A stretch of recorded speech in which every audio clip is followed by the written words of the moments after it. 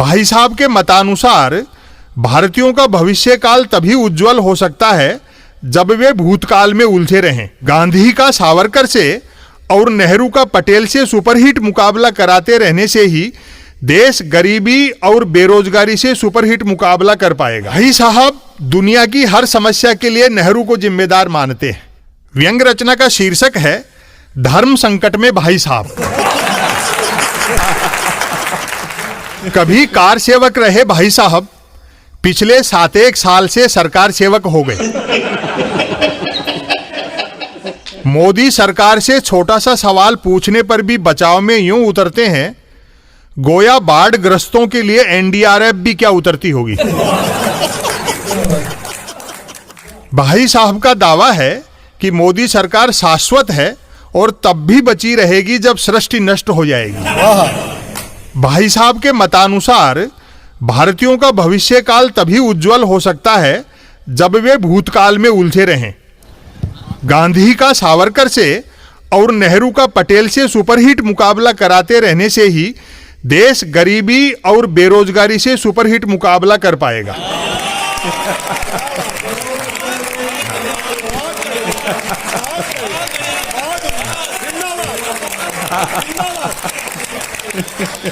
भाई साहब दुनिया की हर समस्या के लिए नेहरू को जिम्मेदार मानते हैं।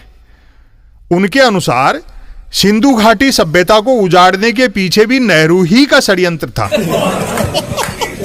भाई साहब को गंभीर शिकायत है कि 600 साल पहले बाबर और इब्राहिम लोदी के युद्ध में इब्राहिम लोदी की पराजय का मुद्दा यदि नेहरू ने 600 साल पहले ही संयुक्त राष्ट्र संघ में उठा दिया होता तो भारत में मुगलों का शासन नहीं होता।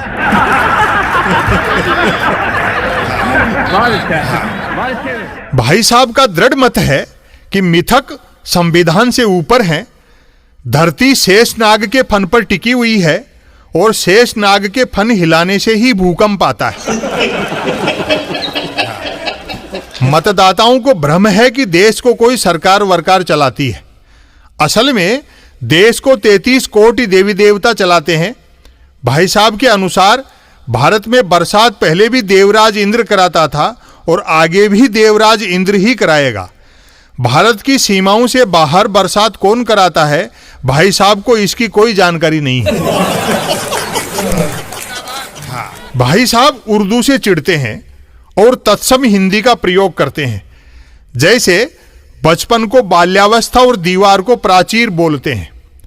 उन्हें कतई सहन नहीं है कि कोई प्रतिष्ठा को इज्जत कहे।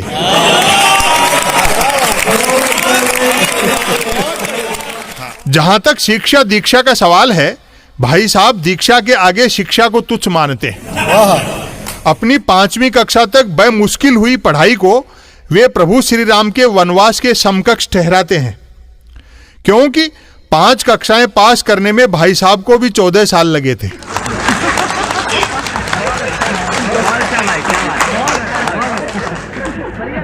एक भी छपे हुए अक्षर को भाई साहब ने न कभी देखा और न कभी मुंह ही लगाया। उनके अनुसार सच्चा इतिहास वह नहीं है जो इतिहासकारों ने जांच परख कर लिखा है, बल्कि वह है जो उन्होंने सुन रखा है और जिसके प्रचार प्रसार में वे मन वचन कर्म से जुटे हुए हैं।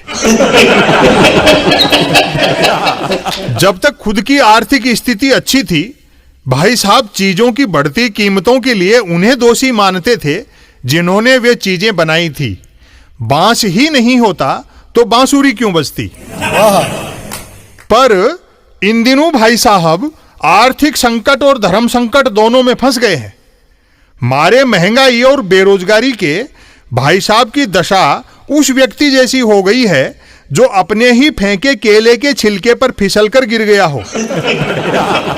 चोट अंदरूनी और असहनीय होने के बावजूद भाई साहब को मुस्कुराना भी पड़ रहा है।